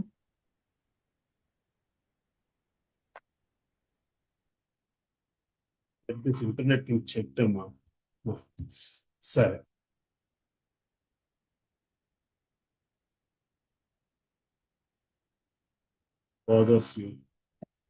ఎందుకంటే రికార్డింగ్ లో ప్రాబ్లం రాకూడదు. సో ఈ ఈ ఈ ఏనిది అంటే రాక్షసత్వం అంటే భౌతికత్వం. రాక్షసత్వం అంటే మితిమీరిన భౌతిక తత్వమే రాక్షసత్వం. సో సో రాక్షసుల దగ్గరకు వచ్చేసరికి ఆధ్యాత్మిక తత్వం చాలా తక్కువ ఉంటుంది. మనుషులలోని కూడా ఒక స్పెక్ట్రమ్ ఉంటుంది మాట. మనం ఒక స్పెక్ట్రమ్ లా చూసుకుంటే ఆధ్యాత్మిక తత్వం వైపు ఉంటున్నామా, భౌతిక తత్వం వైపు ఉంటున్నామా? The more you are towards materialistic world, the more you are away from God, the more you are closer to demon. ఎంత ఎక్కువ భౌతిక తత్వం ఉంటే అంత ఎక్కువ మనం రాక్షసత్వానికి దగ్గరగా ఉన్నవాళ్ళం. రైట్? సో ఆధ్యాత్మిక తత్వానికి సంబంధించిన భౌతిక ప్రపంచానికి సంబంధించిన బలము, భౌతిక ప్రపంచానికి సంబంధించిన కామము, కానీ కానీ కానీ అది ధర్మ సిద్ధాంతమైన కామము, ధర్మ సిద్ధాంతమైన బలముని కూడా నేనే అని చెప్పి కృష్ణ భగవాన్ చెప్పుకొస్తున్నావు. సో బలవంతుని బలము స్వలాభము గురించి కాకుండా సదా బలహీనలను రక్షించుట కొరకే వినియోగింపబడింది. అట్లే ధర్మ సిద్ధాంతమునకు విరుద్ధము కాని సంభోగము సంతానోత్పత్తికే గాని అన్యమునకు కాదు. అటు పిమ్మట తాను సంతానమును కృష్ణ చైతన్యవంతులుగా చేయుట తల్లిదండ్రుల బాధ్యత అయి ఉన్నది. సో తల్లిదండ్రుల బాధ్యత ఏమిటయ్యా అంటే పిల్లల్ని కృష్ణ చైతన్యవంతులుగా చేయడమే. వాళ్ళకి మరింత ఆధ్యాత్మిక శక్తిని ఇవ్వగలగాలి. భౌతిక ఆనందాన్ని నేర్పడము మనం చేస్తే ధర్మమైన భౌతిక కార్యక్రమం నేర్పగలగాలి, కానీ నేర్పే ప్రతి భౌతిక కార్యక్రమంలోని ధర్మాన్ని చూపించగలగాలి, ధర్మమైన స్థితితో నేర్పగలగాలి. అప్పుడు మాత్రమే వాళ్ళకి భగవంతుని తాలూకు కృప ఉంటుంది. భాగవతంలో రాసి ఉంటుంది, పిల్లలని మనము ఆధ్యాత్మికం వైపు తీసుకువెళ్ళలేకపోతే అటువంటి వ్యక్తులు తల్లిదండ్రులు అవ్వడానికి అర్హత లేదు, గురువు అవ్వడానికి అర్హత లేదు అని చెప్పి రాసి ఉంటుంది. ఒక జీవిని ఆధ్యాత్మికం వైపు తీసుకువెళ్ళడమే మనకున్న ఒక గొప్ప అవకాశము. ఎక్స్పెషల్లీ చిల్డ్రన్, వాళ్ళకి ఆధ్యాత్మిక నాలెడ్జ్ని ఇవ్వలేక parents we have failed in the eyes of Lord. మన కార్యాన్ని మనము సక్రమముగా చేసిన వ్యక్తులము కాదు.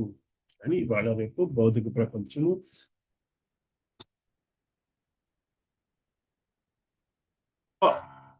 సంతాన గొప్పగలిగే శక్తులను వాళ్ళకి మనం ఇవ్వగలిగితే గొప్ప వాళ్ళని చేసిన వాళ్ళమే అని ఫీల్ అవుతూ ఉంటున్నాము.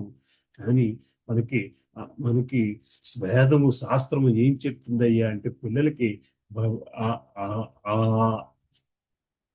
లోని వాళ్ళకి భగవంతుని తాలూకు రుచిని చూపించలేకపోతే మనం ఫెయిల్ అయిన వాళ్ళని అనేది గ్రహించగలగాలి.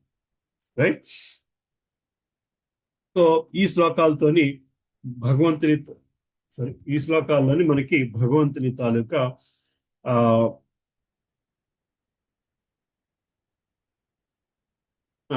ఇన్ఫ్లుయెన్స్, ఆయనకున్న స్థితిని మనకి గ్రహించడానికి ఉపయోగపడుతున్నాయి.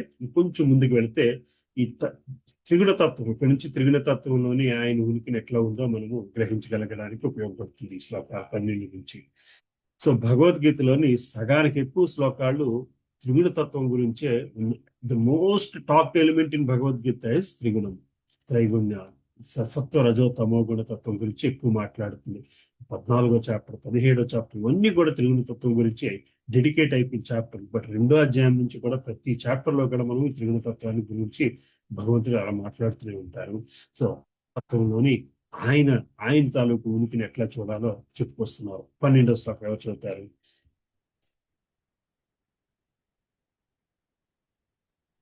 చదువుతానమ్మా. చదువు. ఏ చైవ సాత్వికా భావా రాజసాస్తామసాశ్చయే మత్త ఏవేతి తాన్ విత్తి నత్వహం తేషు తే మయి. అనువాదం: సత్వగుణముతో కూడినట్టి గాని, రజోగుణముతో కూడినట్టి గాని, లేదా తమోగుణముతో కూడినట్టి గాని భావములన్నీను నా శక్తి నుండే ఉద్భవించినవని నీవెరుగుము. ఒక విధముగా నేనే సర్వమునైనను స్వతంత్రుడను. ప్రకృతి త్రిగుణములు నా యందున్నను, నేను వాటికి లోబడి ఉండను.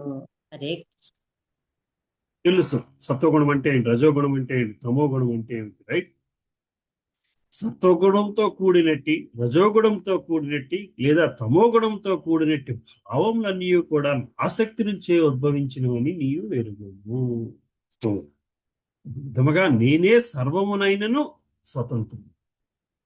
ప్రకృతి గుణములు నా యందు ఉన్నను, నేను వాటికి లోబడి ఉండను. I'm beyond the 3 modes of materialist. అంటే భగవంతుడు గుణాతీతుడు, అంటే మనకి అతీతుడు, గుణము లేనివాడు ఇంకా, రైట్? త్రిగుణానికి అతీతుడు. భగవంతుడు నిరాకారుడు, అంటే రూపానికి అతీతుడు, రూపం లేడు అని కాదు.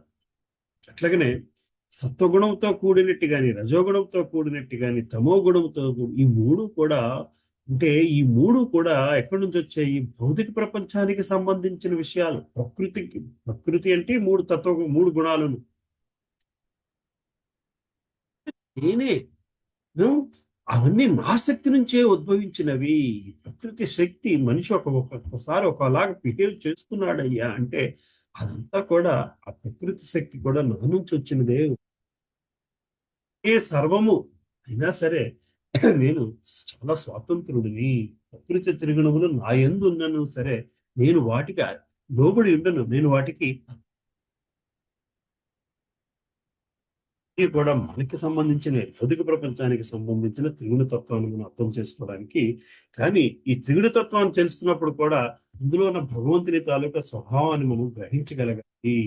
ఆ మూడు కూడా భగవంతుని తాలూకా స్థితిలోంచి వచ్చినవి. భౌతిక జగత్తునందలి సమస్త భౌతిక కార్యకలాపములు భౌతిక ప్రకృతికి సంబంధించి నిర్వహింపబడింది.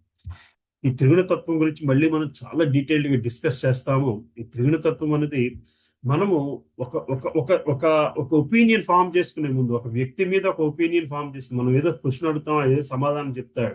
కానీ నిజానికి కృష్ణుడు మనకు ముందు చెప్తారు, అది ఆ వ్యక్తి చెప్తుంది కాదయ్యా, ఆ వ్యక్తిలోనే త్రిగుణతత్వం అట్లా మాట్లాడిస్తున్నది. మనం ఒక క్వశ్చన్ అనే కాదు, ఒక ఇంటరాక్షన్ మనం సత్వగుణంలో ఇంటరాక్ట్ అవుతూ అవతల వ్యక్తి తమో గుణంలో ఇంటరాక్ట్ అయితే దాని రిజల్ట్ ఒకలాగా ఉంటుంది. మనం తమో గుణంలో ఇంటరాక్ట్ అవుతూ అవతల వ్యక్తి రజోగుణంలో రెస్పాండ్ అయితే ఒకలాగా ఉంటుంది. మనం సత్వగుణంలో రజోగుణంలో ఉంటూ అవతల వ్యక్తి సత్వగుణంలో ఇంటరాక్ట్ అవుతూ ఉంటే దాని రిజల్ట్ ఒకలాగా ఉంటుంది. ఇట్లాగా 9 కాంబినేషన్స్ ఉంటాయి మనకి చేసుకొస్తారు. సో ఒక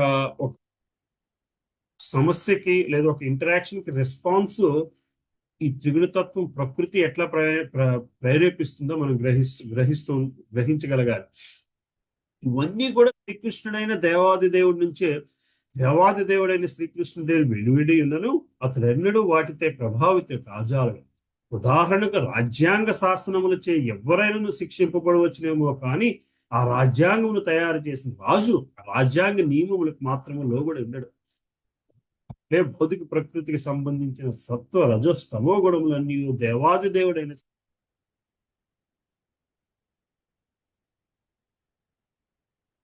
కాజాలు. నిర్గుణుడు అనగా అతని నుండి ఉద్భవించినను ప్రభావం కలిగింపజాలు ఆది దేవుడైన శ్రీకృష్ణ భగవానుని ప్రత్యేక లక్షణములలో ఒకటి. అలాగే నెక్స్ట్ శ్లోకం మళ్ళీ త్రిగుణతత్వం గురించి భగవంతుడు ఎక్స్ప్లెయిన్ చేసుకెళ్తున్నారు. ఇంకా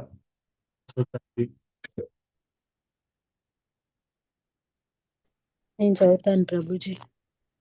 శ్రీకృష్ణ 7.13 త్రిభిర్గుణమయైర్భావైః ఏభిః సర్వమిదం జగత్ మోహితం నాభిజానాతి మామేభ్యః పరమవ్యయం.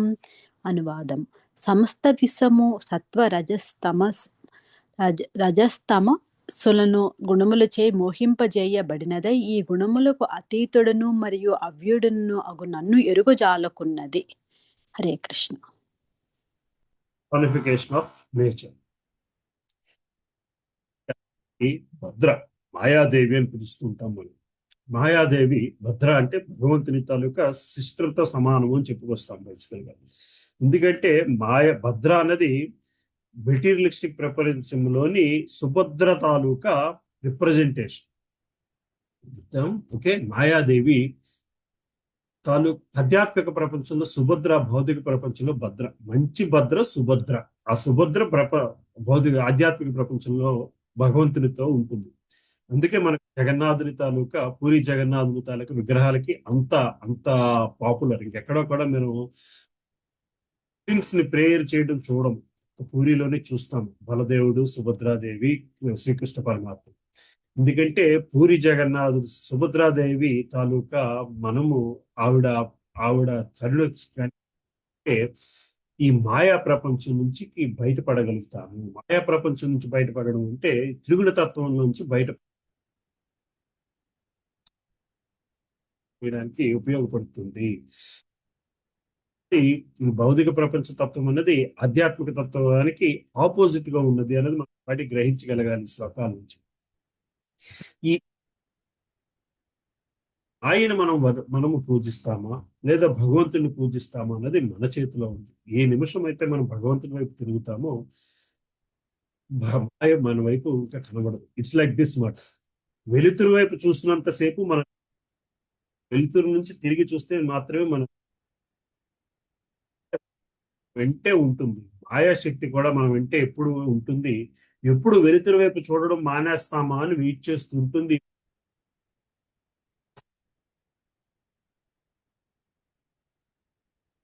తాలూకు ప్రధాన లక్ష్యం ఏమిటయ్యా అంటే క్యాప్చర్ చేసి మనకున్న కోరికని తీర్చి, ఈ కోరిక తీరిపోయిన తర్వాత వీడు భౌతిక ప్రపంచంలోంచి ఆధ్యాత్మికంలోకి వెళతాడు అన్న ఆశతోనే మనకి సహాయం చేయడానికే ఉంటుంది.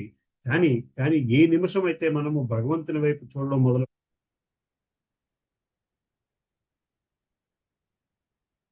లేదు, వీడు ఆల్రెడీ భగవంతుడి దగ్గరికి వెళ్ళాడు అని బేసికల్ రైట్. అది మళ్ళీ మనం త్రిగుణ తత్వాన్ని డిస్కస్ చేస్తున్నప్పుడు ఆ దేవీ తత్వము అదంతా కూడా మనం డిస్కస్ చేద్దాం. సమస్త విశ్వము సత్వ రజో తమో మనస్సులను త్రిగుణములచే మోహింపబడినదైనా ఈ గుణములకు అతీతుడును మరియు అవ్యాలకున్నది. ఈ ప్రపంచము దీనికి అతీతముగా ఉన్న నన్ను గ్రహించలేకపోతున్నది. ఎందుకంటే ఈ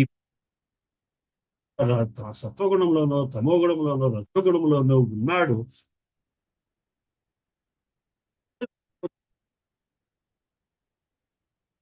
సబ్మర్జ్ అయిపోయి ఈ మూడు గుణాలు లేని స్థితి ఒకటి ఉండగలదు అన్న విషయాన్ని కూడా గ్రహించలేకపోతున్నాడు. ఆ శక్తిని నేనే. ఈ మూడు గుణాలు శక్తి కలిగితే ఆధ్యాత్మికంగా ఎదిగిన వాళ్ళం అవుతాము. ఎప్పుడైతే ఆ మూడు స్థితులకి మనం ఎప్పుడు చెప్పుకొస్తాము, ఈ మూడు స్థితులకి అతీతంగా శుద్ధ సత్వ గుణం అన్నది ఒకటి ఉంది. ఆ శుద్ధ సత్వ గుణము సత్వగుణానికి కూడా అతీతమైనది. ఆ శుద్ధ సత్వ గుణములోకి మనం వెళ్ళి ప్రభుజీ బాగా కట్ అవుతోంది ప్రభుజీ, అసలు రావట్లేదు voice. So then let's do this. Prabhuji me video of చేయండి ప్రభుజీ, లాస్ట్ టైం ఇలాగా చేసి చూస్తే మనకు కాస్త బెటర్ అయ్యింది. How you think? If it is better, it's okay. If not, we'll continue this shloka next week. Hey Krishna, now can you hear me?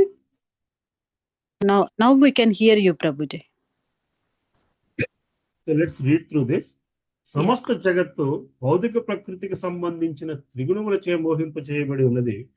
అట్టి త్రిగుణములచే మోహములకు గురైన వాడు దేవాది దేవుడైన శ్రీకృష్ణ భగవానుడి భౌతిక ప్రకృతికి అతీతుడు ఎరుగుజాలడు. ఎందుకంటే మనం అంత ఎక్కువ మునిగిపోయి ఉన్నామంటే మన చుట్టూరు ఉన్న వాళ్ళు కూడా మునిగే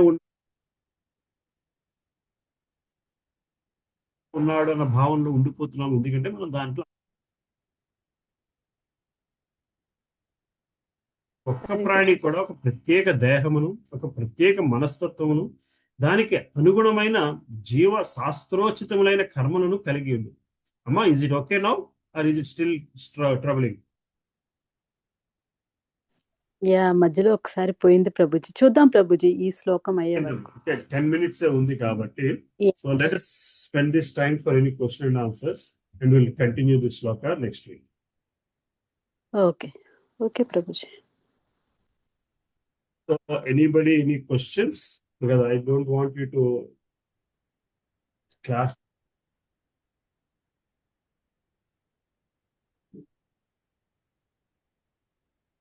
Hey Krishna, Vikram Prabhu, so how much were you able to listen or how much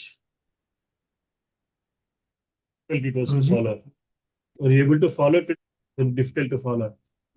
లేదు గురుజీ, బట్ లైట్ గా కట్ అవుతాను తప్ప, but we can manage Guruji so far.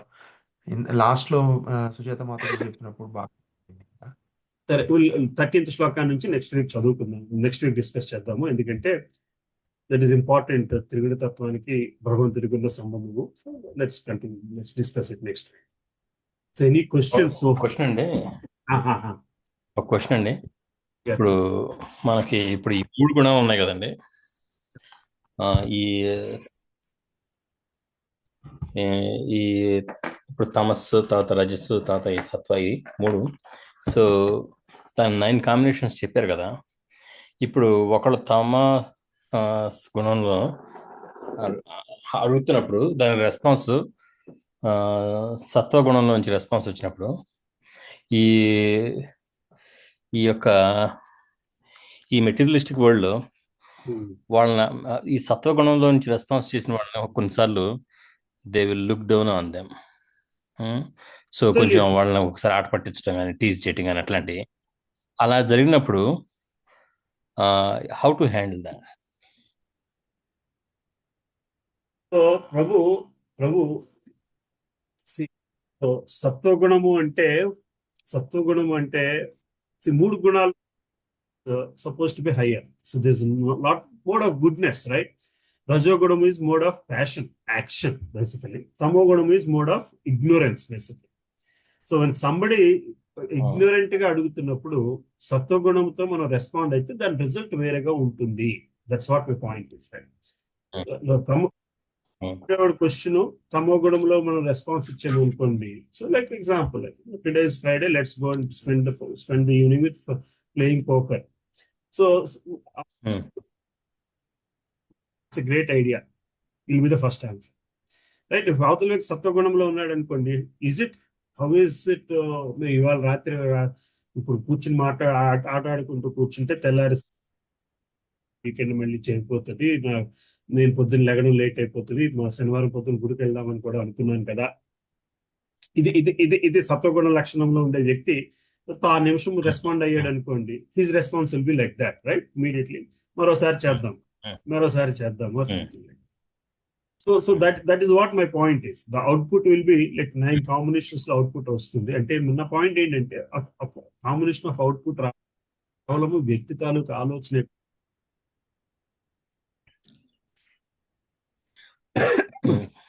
So 3 కూడా గొప్ప గుణాలని చెప్పుకోవడానికి వీల్లేదు. 3 కూడా గొప్ప గుణాలని చెప్తాను. ఇంకా ఆన్సర్.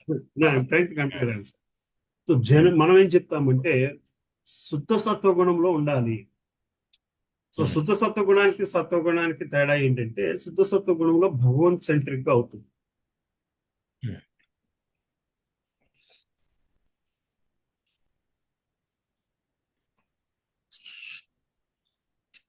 మిస్ అవుతున్నాం అండి కొద్దిగా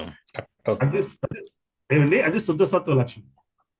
సో శుద్ధ సత్వ లక్షణంలో ఉన్న వ్యక్తి అవతల వ్యక్తి నన్ను స్థితిలో ఉన్నాడు. ఎందుకంటే ఆయన 24/7 he is enjoying his relationship with God గారు. And so that is what we need to aim for. మీరు అన్నట్టు సత్వగుణంలో ఉన్న వ్యక్తి ఇంకా కూడా హీఈస్ యాక్చువల్లీ అవతల వ్యక్తి నన్ను ఏమన్నాడు అన్న ఆలోచన ఎందుకుంటుంది అంటే ఇంకా భౌతిక తత్వంతో బంధం ఉండడం వలన. I'm thinking right, I'm thinking better అన్న భావన మనం ఎక్స్ప్రెస్ చేసినంత కాలము అవతల వ్యక్తి బాటమ్ లైన్ ఏంటంటే సార్, ఇద్దరు మనుషులు మాట్లాడుకుంటున్నప్పుడు కూడా each person wants to dominate the discussion, dominate the situation. That is the nature of materialistic world. So ఒకసారి తమో గుణంలోంచి ఒక డిస్కషన్ స్టార్ట్ అయినప్పుడు అవతల వ్యక్తి సత్వగుణంలోంచి రెస్పాన్స్ ఇచ్చినప్పుడు అది తప్పు అని ప్రూవ్ చేయడం కోసము ఈ తమో గుణంలో ఉన్న వ్యక్తి ఏదో హేళన, మీరన్నా హేళన చేయడం అది జరుగుతుంది. సత్వగుణంలో ఉన్న వ్యక్తి ఆ హేళనతో పని లేదు అని కొంచెం తగ్గి ఉంటాడు. అది తప్పేమి కాదు. కానీ భౌతిక ప్రపంచంలో అది చిన్న చూపుగా చూడడం ఎందుకు జరుగుతుంది అంటే ఆ చిన్న చూపుగా చూడడం దాంతో మనకి ఉన్నాము కాబట్టి. ఐ మీన్ సత్వగుణ and that needs to be appreciated అన్న ఫీలింగ్ ఉన్నంత కాలము కూడా అవతల వ్యక్తి మాట్లాడే మాట మనకి హేళనగా అంటే యూ షుడ్ నాట్ దట్ సత్వగుణంలోంచి ప్రైడ్ తీసుకున్నంత కాలము కూడా అవతల వ్యక్తి చేసే హేళన మనల్ని హర్ట్ చేస్తుంది.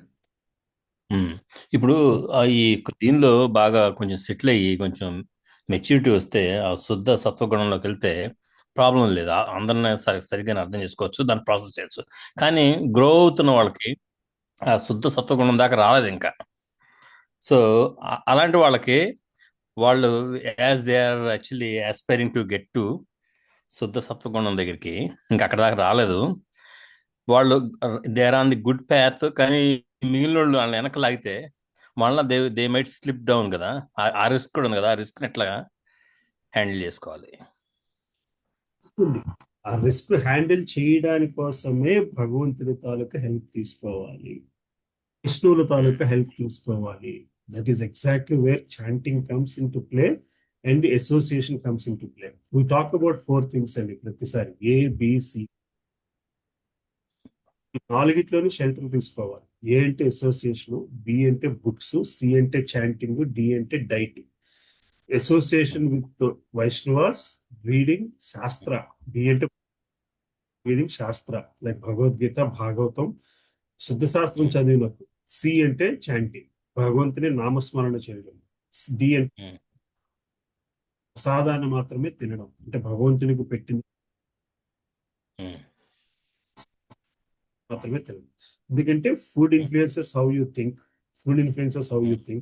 Chanting influences how you react and how you think. Basically books help you to stabilize your thought, your సత్వగుణ కాన్సెప్ట్ ని నిలబెట్టడానికి శాస్త్రమే హెల్ప్ చేస్తుంది. సో గారు నాకు ఎటువంటి సమస్య వచ్చినా భగవద్గీతలో సమాధానం దొరికింది, గాంధీ గారి స్వీయ చరిత్రలో ఉంటుంది. సో ఆ మాట ఆయన చెప్పుకొచ్చారు. నాకు స్ఫూర్తి అదే. When I read Gandhi's autobiography, my experiments with truth, basically సత్య శోధన Telugu version, it can help him, probably it should help me. So that's how I started reading Bhagavad Gita. So you asked me the question as I'm answering. So initial stages లోని random గా శ్లోక ఏదో తీసి దాంట్లోని భాష్యం చదివేవాడు. So అవతల వ్యక్తి మనల్ని బాధ పెట్టాడు. ఎప్పుడైతే శ్లోకం చదవడం మొదలు పెడుతున్నామో దానికి కరెక్ట్ గానే సమాధానం దొరుకుద్ది. మీరు 2-3 శ్లోకాలు చదివితే దానికి రియాక్ట్ అవ్వాలా లేదా అనే విషయం కరెక్ట్ గా సమాధానం దొరుకుద్ది. ఎందుకంటే why will you react? You react because you thought it is important. The moment if it is not important అని మనం అనుకున్నాం అనుకోండి, because we found something more important than this, whatever the other person is thinking is not of such an important thing. So hurting అన్నది కానీ reacting అన్నది కానీ it should bother you as much as you let it bother, not beyond it.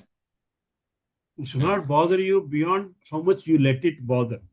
So what decides how much you are letting it bother అన్నది, how much you are letting it bother అన్నది where else you are taking your mental security మీద ఆధారపడి ఉంటుంది.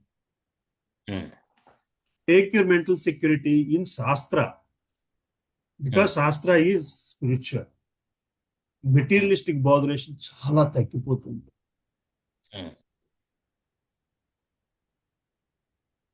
What I would say for initial stages of people to take shelter in, then comes the Guru. You have to discuss with the Guru if you still have some problem.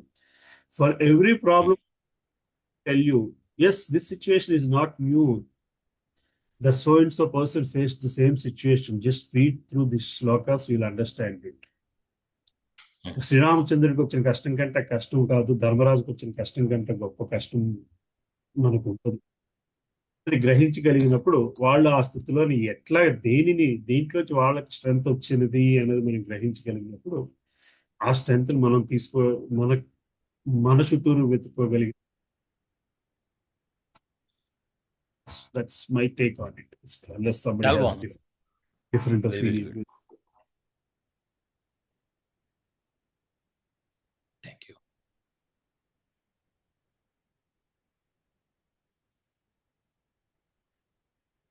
అన్న recording లో బాగానే ఉండొచ్చా? Recording లో బాగానే ఉంటుందమ్మా. Recording లో బాగానే ఉంటుంది, నాకు తెలిసి రికార్డింగ్ లో బాగానే ఉండాలి. మిస్ అయ్యాము అంటే స్టార్ట్ చేసినప్పుడు వచ్చేది, ఇంకొంచెం అయిపోయాక మళ్ళీ వాయిస్ వచ్చేది, మధ్యలో కొంచెం కష్టం. ప్రాబ్లం ఏంటో, లేకపోతే వేరే రూమ్ లోకి వెళ్తాను. ఈ రూమ్ ప్రాబ్లం అయితే అవును, సిగ్నల్ సరిగా రాదేమో కూడా ఇక్కడ కదా. సిగ్నల్ బాగానే ఉంది. ఓకే, ఏదైనా మళ్ళీ కావాలంటే శ్లోకాలు ఏ శ్లోకం కంటే శ్లోకం రిపీట్ చేసుకుందాం నెక్స్ట్ వీక్. అలాగే రికార్డింగ్ చూద్దాం ముందు. ప్రతిరోజు శ్లోకాలు హోంవర్క్ ఇచ్చేవాడిని, మళ్ళీ ఇవ్వమంటారా? చేస్తారంటే ఇవ్వండి అమ్మా, మేము అనుకుంటున్నాం. చదవట్లేదు అసలు. అవునా? సరే, then I'll do it. I'll start again from 7th chapter. Then even shloka I'll give. So ఇక్కడ తాపుతున్నానమ్మా. So we'll meet again. అన్న చదవాలి అని ఒక శ్రద్ధ వస్తుంది. Next week Monday morning Gita Jayanti, 1వ తారీఖు గీతా జయంతి ఇక్కడ Monday.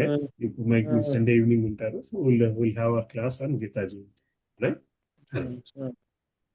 Meet again on 1st December. Thank you. Thank you. Namaskar.